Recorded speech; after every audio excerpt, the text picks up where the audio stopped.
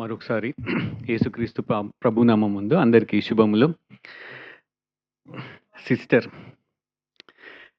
Sister Anusha share చేసిన తర్వాత పురుషులు కూడా మాకు కూడా కావాలి మెన్స్ ఫెలోషిప్ అని అనుకుంటారేమో అనుకుంటున్నాను. అవును. అంతలా అసూయ పడకూడదన్నా. ఆల్రెడీ స్పోర్ట్స్ ఫెలోషిప్ ఉంది. Very good.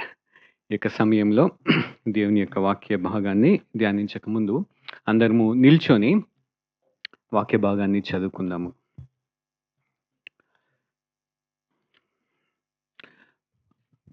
రోమీయులకు రాసినటువంటి పత్రిక 12వ అధ్యాయము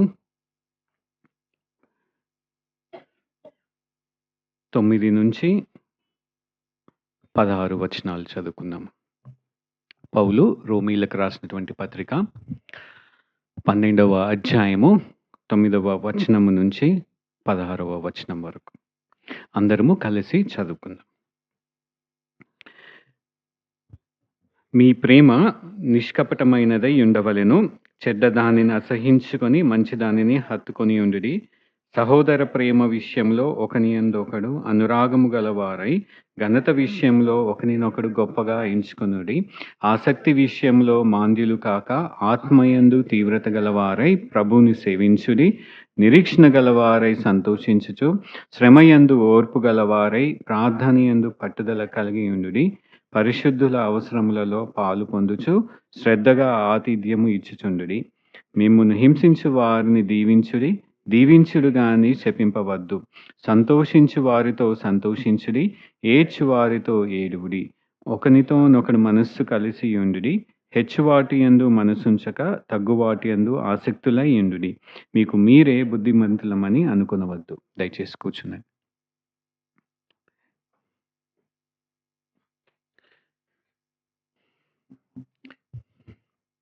చివరిసారి మనము రోమా పత్రిక నుంచి ధ్యానం చేసినప్పుడు 13వ వచనము దాకా ఇప్పుడు చదవబడినటువంటి వాక్య భాగంలో 13వ వచనం దాకా చదివాము, ధ్యానించుకున్నాము. ఈ దినమున మనము మన దృష్టిని దేవుడు 14, 15వ వచనం మీద ఉంచాలని ఆశపడతా ఉన్నాడు. ఈ యొక్క శీర్షిక ఏమనుకున్నాము?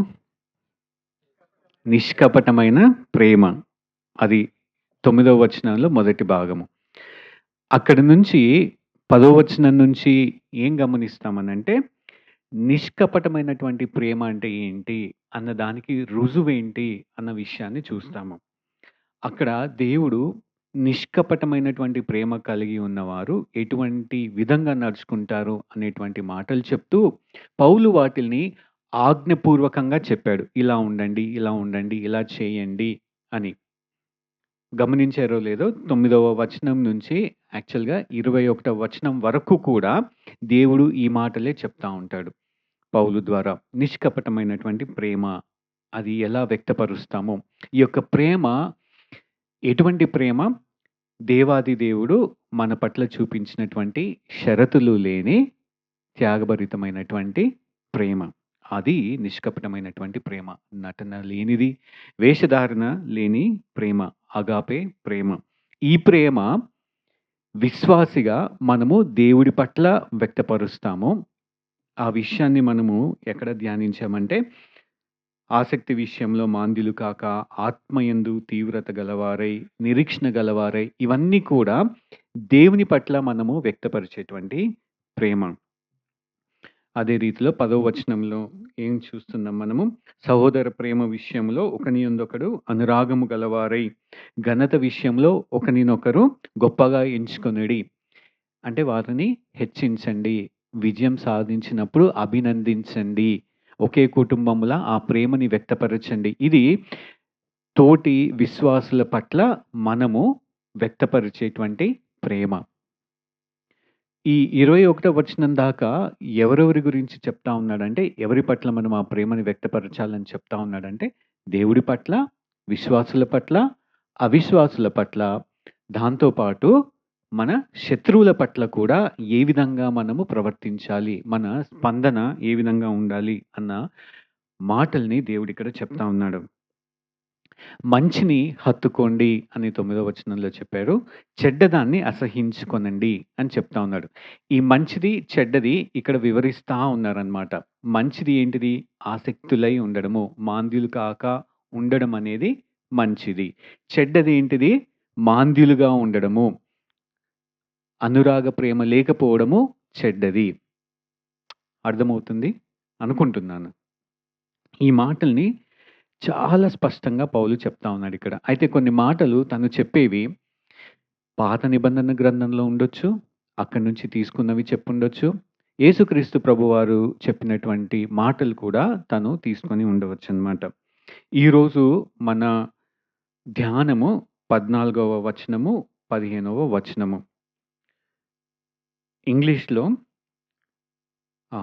14, 15 కలిపితే 3 భాగాలుగా చెప్పుకోవచ్చు మనము. అయితే తెలుగులో ఏడ్చువారితో ఏడువుడి అని ఏదైతే చెప్పబడిందో అది 16వ వచనంలో ఉంది. కానీ ఇంగ్లీష్ బైబిల్‌లో గనుక అది చూస్తే అది 15వ వచనంలోనే ఉంటది. సో, దాన్ని మీరు అంతగా దృష్టి పెట్టాల్సిన అవసరం లేదు. కానీ ప్రాముఖ్యంగా మనము ఇంగ్లీష్‌లో నుంచి 14, 15వ వచనాల్ని మనము చూద్దాము. అంటే 16వ వచనంలో మొదటి భాగము వరకు మనం ధ్యానిస్తాము. ఏడ్చువారితో ఏడువుడి అన్నదాకా. 14వ వచనాన్ని తిరిగి మరలా నేను చదువుతాను. మిమ్మును హింసించు వారిని దీవించుడి, దీవించుడు గాని శపింపవద్దు.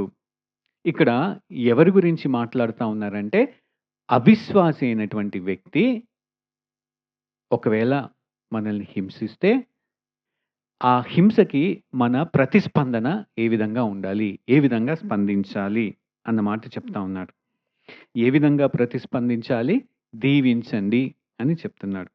క్రీస్తు నమ్మినటువంటి మనం పనిచేసే చోట్ల కానివ్వండి, మన బంధువుల మధ్యలో కానివ్వండి, సమాజంలో కానివ్వండి, మనకి వ్యతిరేకంగా ఉన్నటువంటి వారు కొంతమంది ఉంటారు. అంటే క్రీస్తుని ఒప్పుకోని వారు, క్రీస్తుని అంగీకరించని వారు, వారికి దేవుడి పట్ల ద్వేషము, క్రీస్తు పట్ల ద్వేషము. ఆ ద్వేషాన్ని మన పట్ల కూడా వ్యక్తము చేస్తా ఉంటారు. ఆ సందర్భములో మన పట్ల వ్యక్తపరిచినప్పుడు ఏ విధంగా ప్రతిస్పందించాలి అన్న మాటల్ని ఇక్కడ చెప్తా ఉన్నారనమాట. ఈ హింస అనేటువంటి మాట అనేక విధాలుగా మనకి అనుభవించొచ్చనమాట. వారు అలాగా ప్రవర్తించొచ్చు.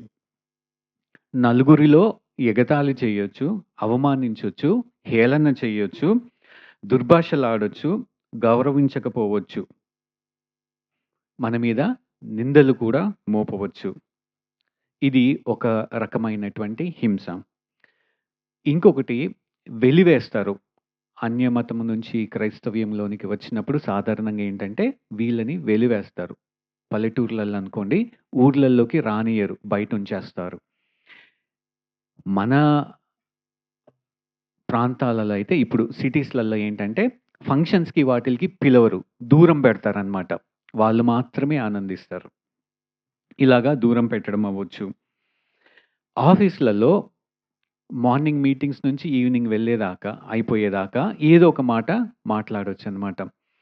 లేకపోతే మనం బాగా పని చేస్తున్నప్పటికిని నువ్వు పని చేయట్లేదు, నీలో ఈ తప్పుంది అని తప్పు చేయకపోయినా వేలు ఎత్తి చూపించొచ్చు.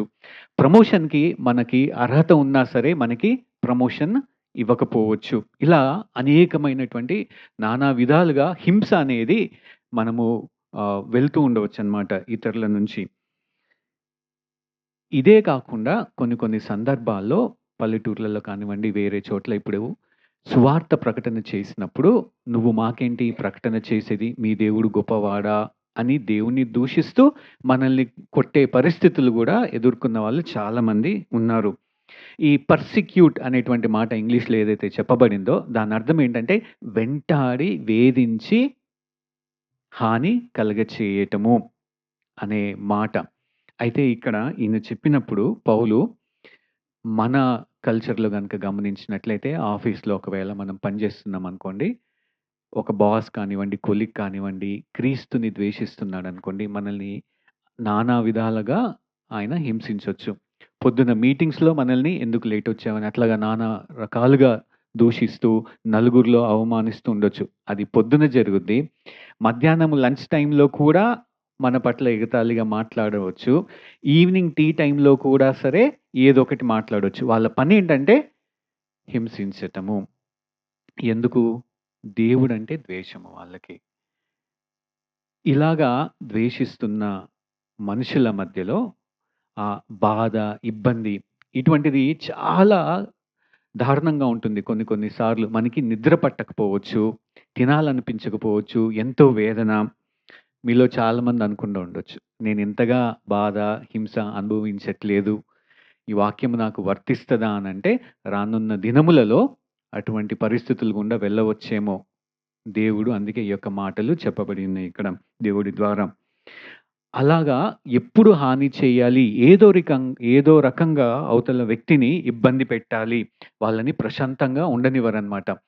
మనశ్శాంతి అనేది ఉండదు. మానసిక ఒత్తిడి, బహుబాధ ఇటువంటి పరిస్థితులు గుండా వెళ్తున్నప్పుడు అవతల వ్యక్తి పట్ల మనం ఏ విధంగా స్పందించాలి, ప్రతిస్పందించాలి అంటే దేవుడు స్పష్టంగా 2 సార్లు చెప్తా ఉన్నాడు. ఏమని చెప్తా ఉన్నాడు? వాళ్ళని దీవించండి. దీవించండి కానీ శపింపవద్దు. ఈ మాట ఇందాక నేను చెప్పినట్లు యేసుక్రీస్తు ప్రభువారు గూడా చెప్పారు. సువార్తలలో మనము గమనించవచ్చు. లూకా సువార్త 6వ అధ్యాయము 27, 28 వచనాలు గనక గమనించినట్లయితే అక్కడ అదే మాట యేసుక్రీస్తు ప్రభువారు చెప్తున్నారు. నేను చదువుతాను.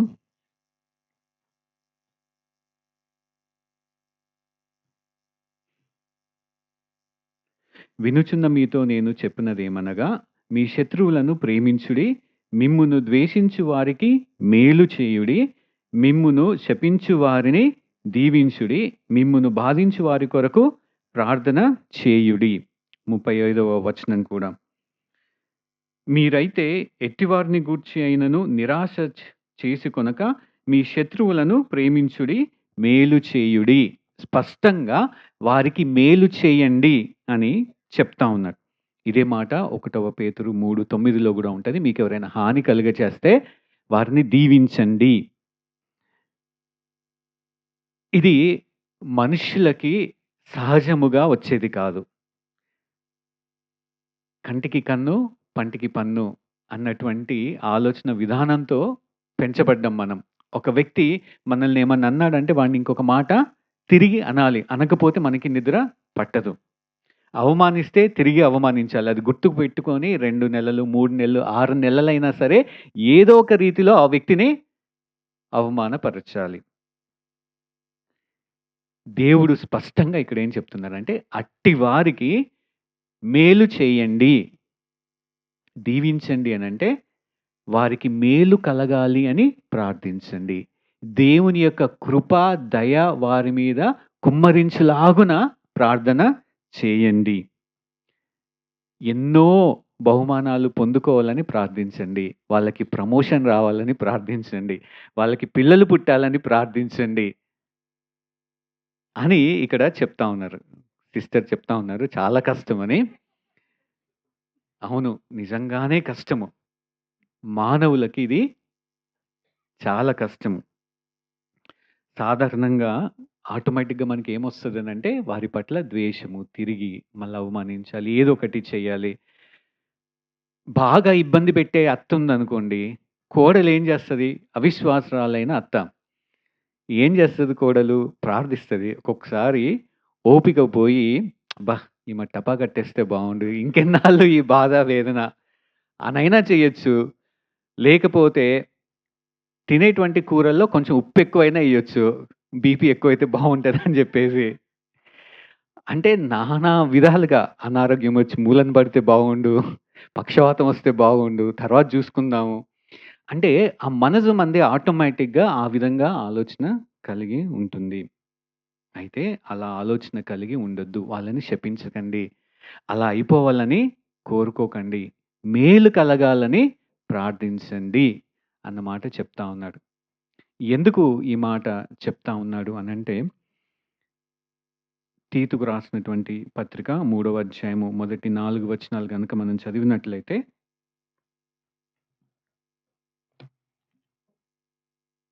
నేను చదువుతాను.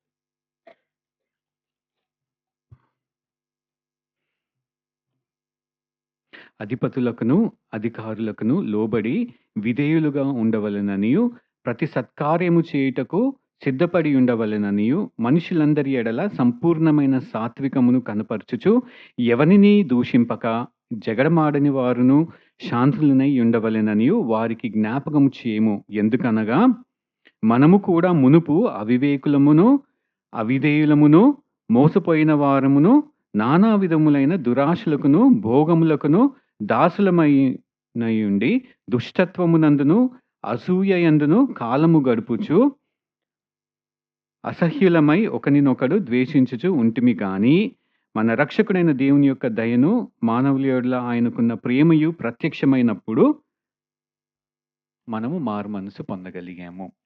అంటే వాళ్ళకి అవివేకులుగా, అజ్ఞానులుగా ఉన్నారు అంటే దేవుడు తెలియదు. దేవుడు తెలియని ప్రతివారు అలాగే ప్రవర్తిస్తారు. కాబట్టి మునుపు మీరు గూడా అటువంటి వారే.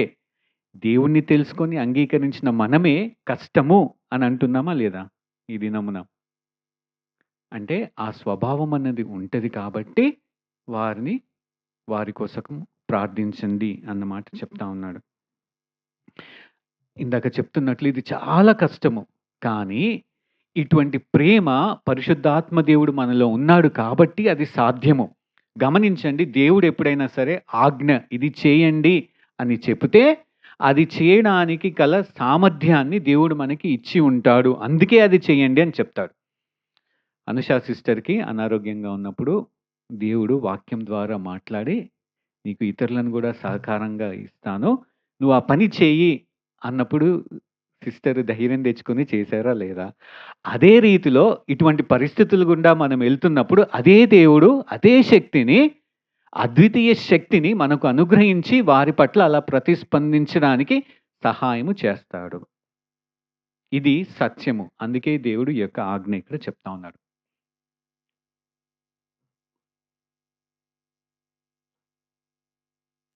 ఇది మొదటి ఆజ్ఞ. మొదటి రుజువు. మనకి నిష్కపటమైన ప్రేమ ఉందా లేదా? షరతులు లేని త్యాగభరితమైనటువంటి ప్రేమ ఇతరుల పట్ల ఉందా? ప్రత్యేకంగా మనల్ని హింసించే వారి పట్ల ఉందా? ఇది రుజువు. వారి కోసము మనము ప్రార్థిస్తుంటే, వారిని దీవించండని దేవుడికి వేడుకుంటా ఉంటే, వారికి మేలు జరగాలని మనము ప్రార్థిస్తుంటే, ఆశ కలిగి ఉంటే, అది నిష్కపటమైనటువంటి ప్రేమ. దానికి రుజువు. రెండవ భాగానికెళ్దాం దాంట్లోనే. సంతోషించు వారితో సంతోషించుడి, ఏడ్చు వారితో ఏడువుడి. ఈ మాటల్ని ఫస్ట్ ఏం చెప్తున్నాడు? సంతోషించు వారితో సంతోషించుడి, తర్వాత ఏడ్చు వారితో ఏడువుడి. ఈ రెండిట్లో ఏది సులభం చెప్పండి? సంతోషించు వారితో సంతోషించడం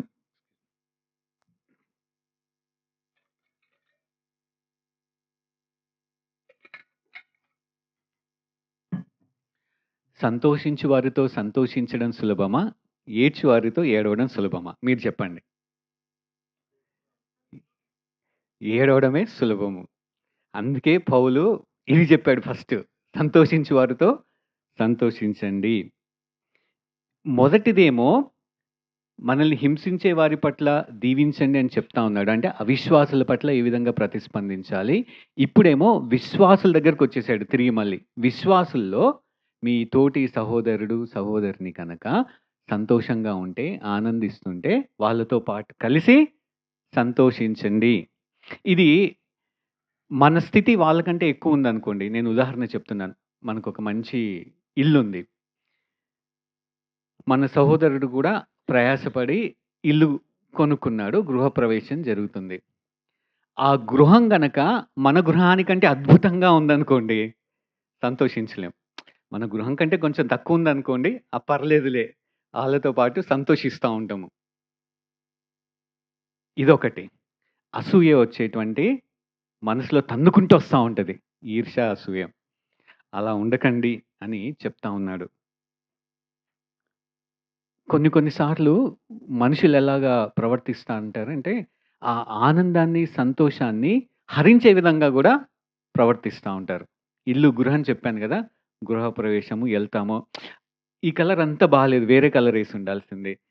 ఈ ఇల్లు ఇక్కడ తీసుకున్నారా? ఇదే రేట్‌కి ఆ ప్రదేశంలో చాలా మంచిదొస్తది.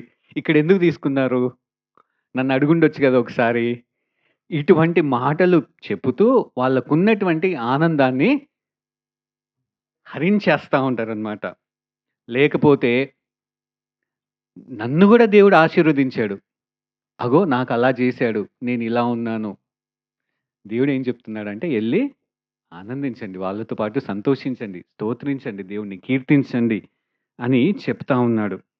కొన్ని కొన్ని సార్లు క్రైస్తవుల్లో ఏమవుతదంటే ఈ అసూయ, ఈర్ష్యతో పాటు ఇన్‌సెక్యూరిటీ అనేదొస్తది. అంటే అభద్రతా భావన. అభద్రతా భావన అంటే చెప్తాను. ఇద్దరు వ్యక్తులున్నారు. ఇద్దరు వ్యక్తుల్లో దేవుడు ఒకతన్ని ఆశీర్వదిస్తా ఉంటున్నాడు. అంటే మంచి ఉద్యోగమొచ్చింది. మంచి భార్య ఉన్నది. అవతల వ్యక్తికి ఇంకా పెళ్లి గాలేదు. ఇద్దరు వివాహం కోసం ఎదురు జూస్తా ఉన్నారు.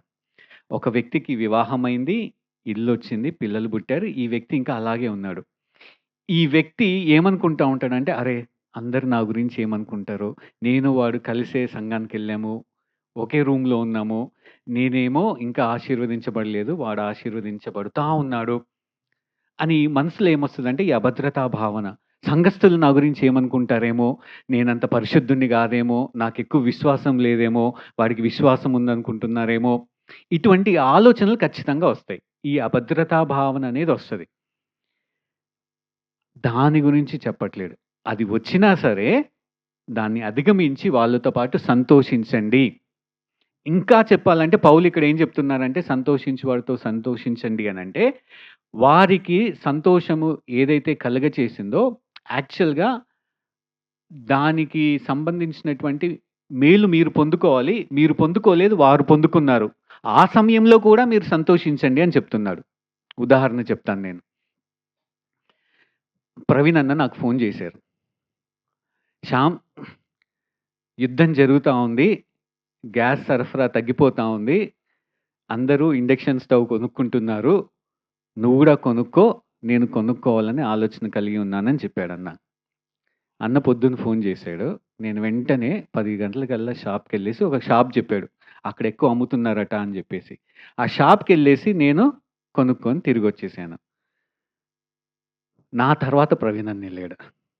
ఎళ్ళేసరికి స్టాక్ అయిపోయింది.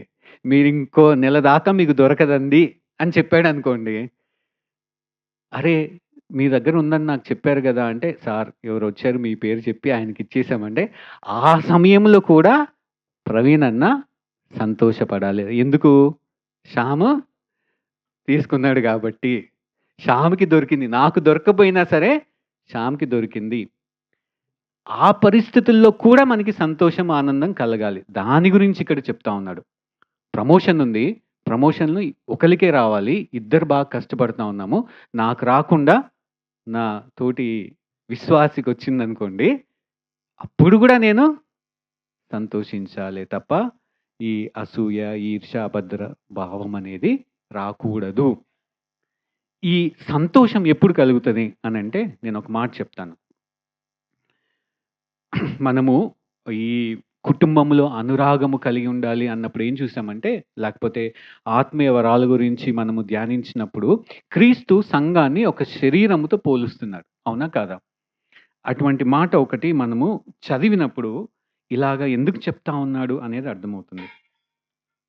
1వ కొరింథీయులకు రాసినటువంటి పత్రిక 12వ అధ్యాయము 26వ వచనాన్ని నేను చదువుతాను.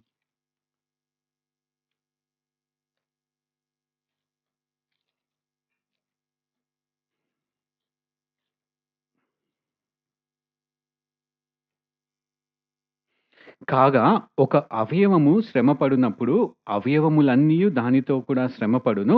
ఒక అవయవము ఘనత పొందినప్పుడు అవయవములన్నీయు దానితో కూడా సంతోషించును. ఎందుకు ఒక అవయవము ఘనత పొందినప్పుడు ఇంకొక అవయవము సంతోషిస్తుంది? ఆ అవయవం యొక్క గుర్తింపు శరీరముతో ఉన్నది కాబట్టి. ఆ అవయవము వేరుగా లేదు. దాని యొక్క గుర్తింపు ఇంకొకటి లేదు. శరీరముతోనూ గుర్తిస్తారు. నా చెయ్యుంది, నా కాలుంది. ఈ కాలు, ఈ చెయ్యి ఎవరికి చెందినవి? నాకు చెందినవి. సంఘస్థులు, విశ్వాసులు ఎవరికి చెందినవారు? దేవుడికి చెందినవారు. క్రీస్తుకు చెందినవారు. ఒకటే కుటుంబము కాబట్టి, ఒకటే కుటుంబంలో ఒకరికి మేలు జరిగితే మిగతా వాళ్ళందరూ గూడా సంతోషిస్తారు. అర్థం అవ్వడానికి ఒక మాట జెప్తాను. కాళ్ళున్నాయి, బాగా పరిగెడతాయి. బాగా పరిగెట్టిన తర్వాత విజయమొచ్చింది. పరుగు పందెంలో పోటీ పడుతున్నారందరూ. కాళ్ళు బాగా పరిగెత్తాయి. గెలిచింది. ఆ పరుగు పందెంలో ఫస్ట్ ప్రైజొచ్చింది. చేతులేం జేస్తాయి అప్పుడు? నేను పరిగెత్తలేదు. నేను ఆ ప్రైజ్‌ని తీసుకున్నాను ఎనకాల బెట్టుతాయా? ఎప్పుడు ఆ ప్రైజ్ పట్టుకోవాలని జెప్పేసి చేతులు ఉర్రూతలూగుతా ఉండేయి. ఎళ్లి పట్టుకోవాలి నేను ప్రైజ్ అందరికి చూయించాలని. ఆ మాట ఇక్కడ చెప్తా ఉన్నాడు దేవుడు. ఇప్పుడు కన్నుంది, చెయ్యుంది. విల్లు వేస్తారు గదా! ఆర్చరీ అని అంటారు గదా! ఆర్చరీ వేసినప్పుడు చెయ్యి గావాలి, ఐ కాంటాక్ట్ కావాలి. ఆ ఆర్చరీలో కూడా సూటిగా నేరుగా వెళ్ళేసి ఆ డాట్ మీదకెళ్ళి బాణం తగిలింది. మనకి ఫస్ట్ ప్రైజ్ వచ్చింది. గంతులేసేదెవరు? కాళ్ళు గంతులేస్తాయి. ఎంత ఆనందమో! ఆ రీతిలో సంఘములో కూడా మనందరము ఒకటే కాబట్టి, ఒక వ్యక్తికి ఘనత వచ్చినప్పుడు, మేలు జరిగినప్పుడు, వాళ్ళ ఆనందంలో పాల్గొనడం అనేది సహజము. ఎప్పుడు? ఒకటే కుటుంబము అని ఆలోచన కలిగినప్పుడు. వేరు వేరు, నేను వేరు, ఆయన వేరు అనుకున్నప్పుడు ఇవేవి జరగవు. కానీ మనందరం ఎవరు జీటీసీ? ఒకటే కుటుంబము. క్రీస్తు బిడ్డలము. ఆయన రక్తము ద్వారా మనందరిని ఒక కుటుంబంగా చేశాడు. విశ్వాసులలో ఒకరు ఆనందంతో ఉంటే ఇంకొకళ్ళు ఆనందించాలి. సంతోషిస్తుంటే సంతోషించాలి. ఇటువంటి అసూయ, ఈర్ష్య, అభద్రత భావన అనేది పక్కన పెట్టాలి. మనకి ఒకవేళ అవతల వ్యక్తికి మేలు జరిగినప్పుడు మనకి కీడు గాదు గానీ నష్టం అనుకోండి. అప్పుడు కూడా ఆనందించాలి, సంతోషించాలి. గుర్తుపెట్టుకోండి ఇండక్షన్ స్టవ్. అదే ఒకవేళ పరిస్థితులు మార్చామనుకోండి, ప్రవీణ్ అన్న స్థానంలో నేనుండి, నా స్థానంలో ప్రవీణ్ అన్న ఉన్నాడనుకోండి. ప్రవీణ్ అన్న వచ్చేసి, "శ్యామ్ నువ్వేం బాధపడకు. నా ఇండక్షన్ స్టవ్ నీకిచ్చేస్తున్నా" అని చెప్తాడనమాట అన్న. అంత ప్రేమ కలిగినటువంటి వ్యక్తి ప్రవీణ్ అన్న.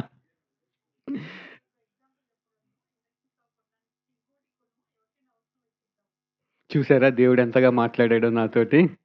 Very good. మూడవది. సో, మొదటిది ఏంటిది అనంటే, మనం ధ్యానించింది, మనల్ని ఎవరైతే హింసిస్తున్నారో వారి పట్ల ప్రేమ కలిగి వారిని దీవించాలి. వారికి మేలు జరగాలని ప్రార్థించాలి. అది సాధారణంగా రాదు. క్షమించాలి ఫస్ట్. క్షమించిన తర్వాతనే ఆ ప్రార్థించడము అనేది, మేలు కోరకడం అనేది జరుగుద్ది.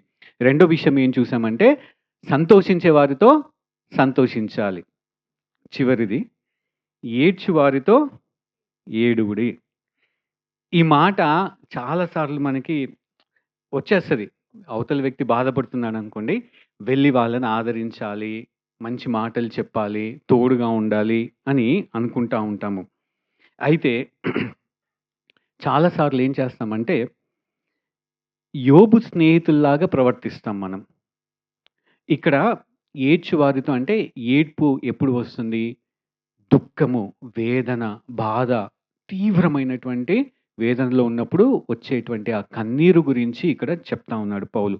ఎప్పుడొస్తుంది ఆ కన్నీరు? ఎప్పుడు ఏడుస్తారు విశ్వాసులు అనంటే, మనకి మరణకరమైనటువంటి రోగం వచ్చినప్పుడు వేదన, ఏడవడం అనేది జరగొచ్చు. ప్రమాదం జరిగింది, భవిష్యత్ ఏంటో నిరీక్షణ లేకుండా యాక్సిడెంట్ అయిపోయింది, కాలు పోయింది, బెడ్ రిడెన్ అయ్యాము. అప్పుడు గూడా దుఃఖము, వేదన. లేకపోతే మన కుటుంబ సభ్యులు, దగ్గర బంధువులు మరణించారనుకోండి, ప్రభువునందు నిద్రించారనుకోండి, అప్పుడు ఆ దుఃఖము, వేదన, ఆ ఏడవడం అనేది వస్తుంది. లేకపోతే ఆర్థికంగా నష్టపోయినప్పుడు, ఉద్యోగం పోయినప్పుడు, ఇటువంటి పరిస్థితులు గుండా వెళ్తున్నప్పుడు, వాళ్ళతో పాటు కూడా వెళ్లి మీరు ఏడవండి అని చెప్తా ఉన్నాడు. అయితే నేనేం చెప్పాను, సహజంగా మన స్పందన ఎలా ఉంటది?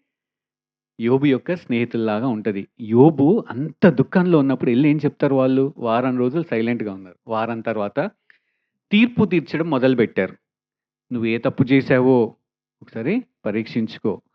పలానా తప్పు చేసుంటావు కాబట్టే నీకిది జరిగింది."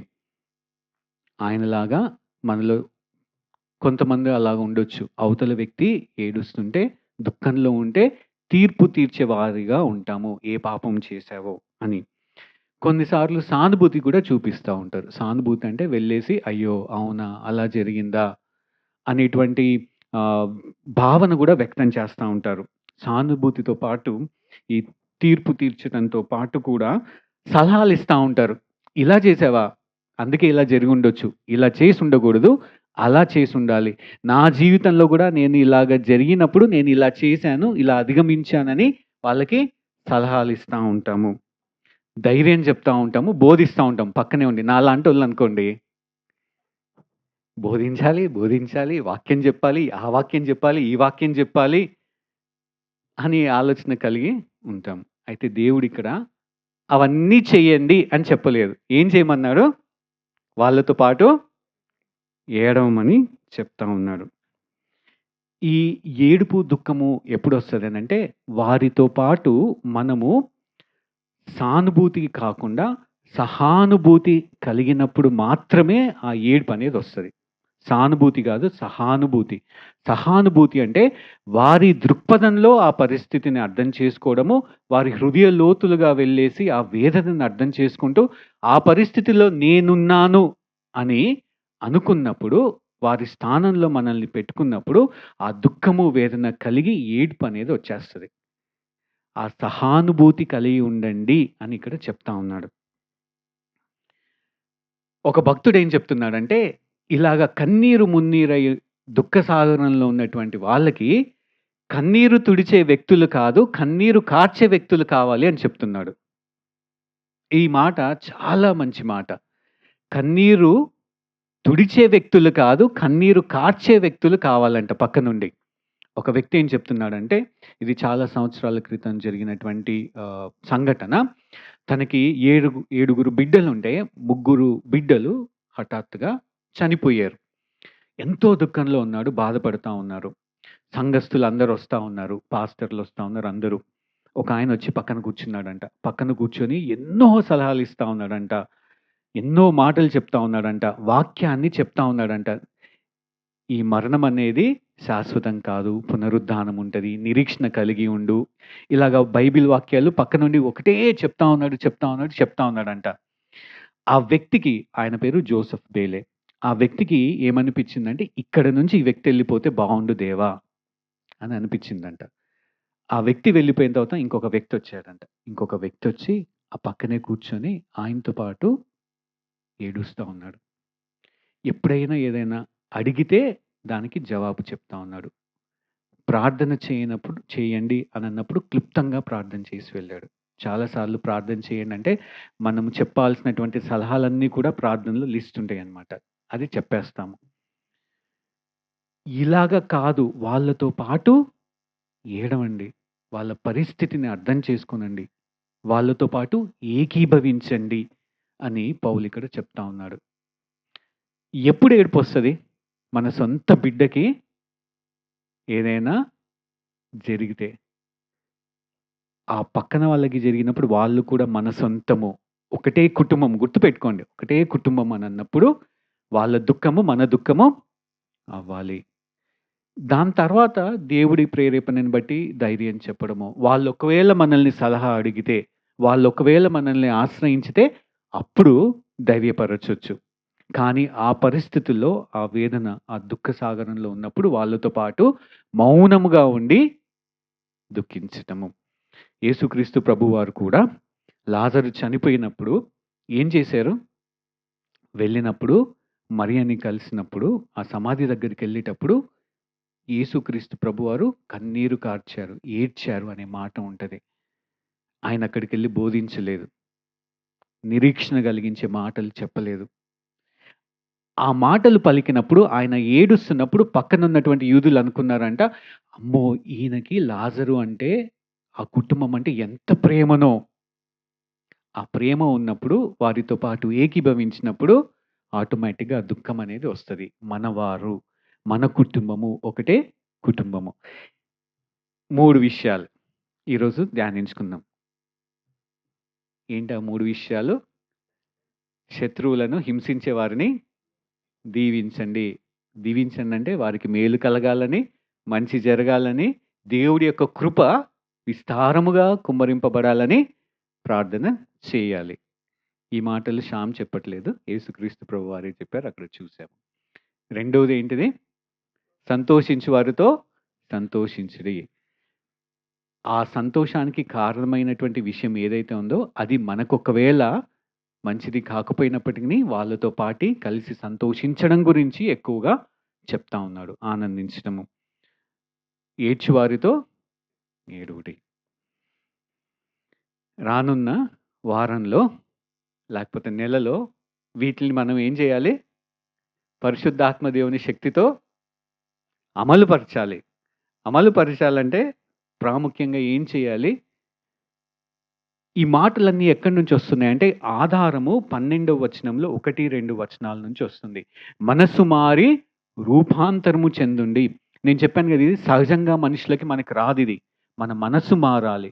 రూపాంతరం చెందాలి. ఈ మనసు మారడము, రూపాంతరం ఎలా జరుగుతుంది?